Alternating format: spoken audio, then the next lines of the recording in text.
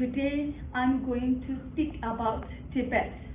So this is Tibet flag, Tibetan flag, and this is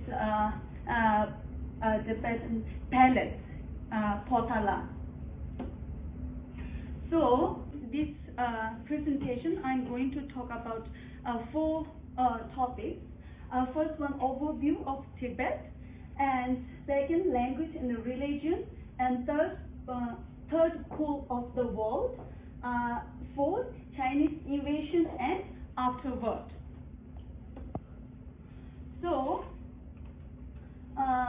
first, Tibet country stands at an average height of 15,000 feet above sea level, and its size 2.5 million square kilometers of plateau and mountains in Central Asia, including Mount Everest.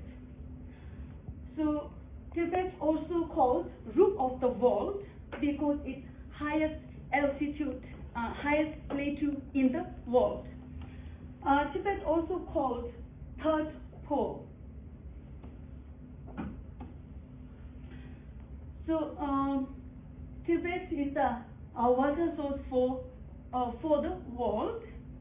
So 10 major rivers come from Tibet. So you can see that these blue lines, these all are major rivers.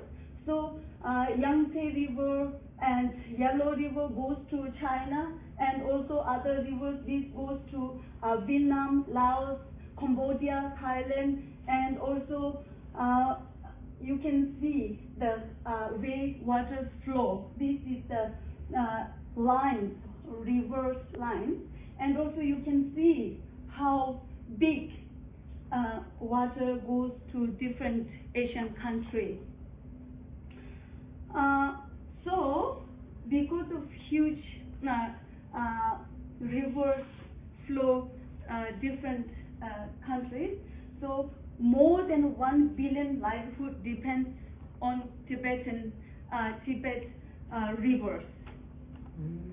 Unfortunately, since Chinese government occupied Tibet, so they built a lot of dams every river, so it affects all other Asian countries, of course, world.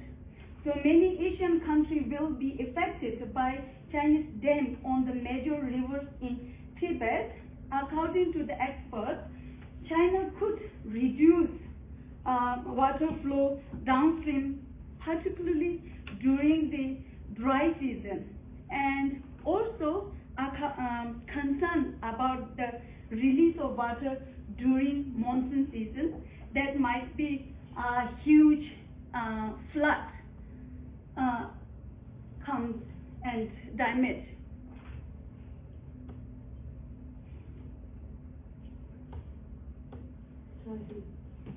Okay, so what I talked before is more about geographically, and now here I'm talking about some brief about Tibet history.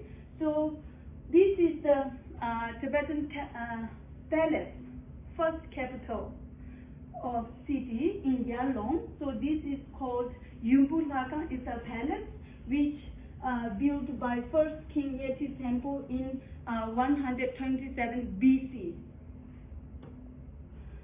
So this is the Potala Palace, so which is built in 7th century by King Songtsen Gampo.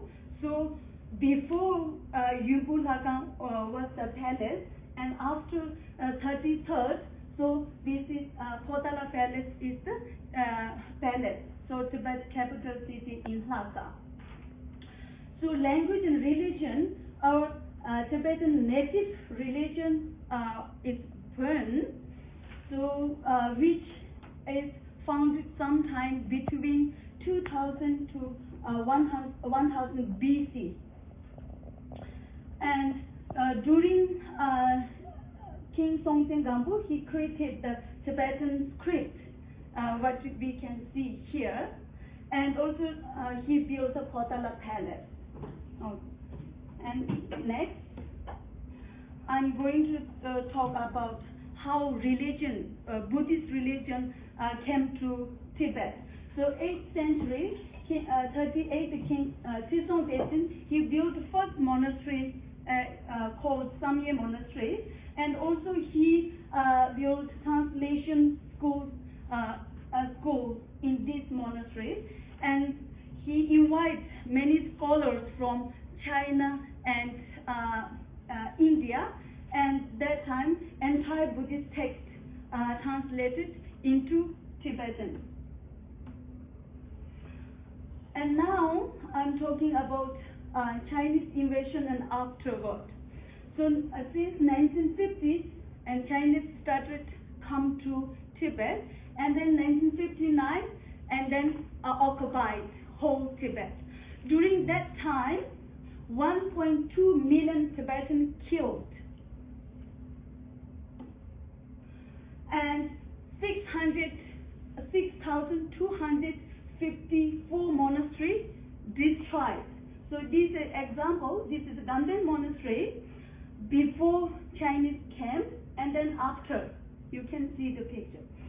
And 99.9 disrupt monks and nuns. They cannot wear their dress, monk dress and nun dress, and not allowed to recite any Tibetan Buddhist reciting like this. And also they divided into many provinces. Actually, original we have 3 provinces, which are Central Tibet, Yusang, and Kham, and Amdo, but now divided like Gansu province, Sichuan, Yunnan, Qinghai, and then Tibet Autonomous Region, Yusang. So right now, Chinese government accepts only Tibetan Autonomous Region called Tibet. Rest of the Amdo and Kham, they don't call it Tibetan, and also Tibet place. So, because of the Chinese conquer, so 1959 March 17th, so our religion and political leader, His Holiness Dalai Lama, and other 10,000 Tibetans fled from Tibet to Bhutan, India, Nepal, and then after His Holiness arrived in India, he set exile government and also built monastery and schools in India. So this is the parliament, democratic parliament. So we elect all the members all over the world except in Tibet. So this is the first prime minister after Dalai Lama fully retired, and currently Pempa is our Sejong or prime minister. So these looks like in India. This is a monastery. These are nuns studying Buddhist philosophy, debating, and these are the schools in 1960s, and this is the current in India. And since 2009 to now, 159 people self-immolate. It means because of the so many pressure, no human rights, no freedom, so people put oil on themselves and fire, and then run on the street and as a protest. So like you see in Tibetan population as compared to the Chinese police or army, less police and army are more. Like, so you see in a nomadic area how they control, and also you can see the pictures. And also in 1980s, we little bit really relaxed and then rebuilt monastery, but recently they destroy monastery and then they take out monks and nuns, and then they train army like this. These are the nuns from the monastery. So that's why many people crossing Himalaya. So this is a picture, we cross the Himalaya. So here shooting and killing, and see, you can see the people are dying. And same thing, I cross the Himalaya like this. Wow. So many Tibetan children cross the Himalaya, they don't see their parents' whole life. So today my presentation is this much. I'm talked about Tibet native religion and how developed and how Buddhists came to Tibet and how language formed like this, and also how important Tibet play too is for the world and for the Asian countries. And right now you can see the Tibet map. So these red lines is showing only Tibetan autonomous region, which Chinese call this is a Tibet. No, it not include Kham and Amdo. So you can see the map. And now I welcome your questions.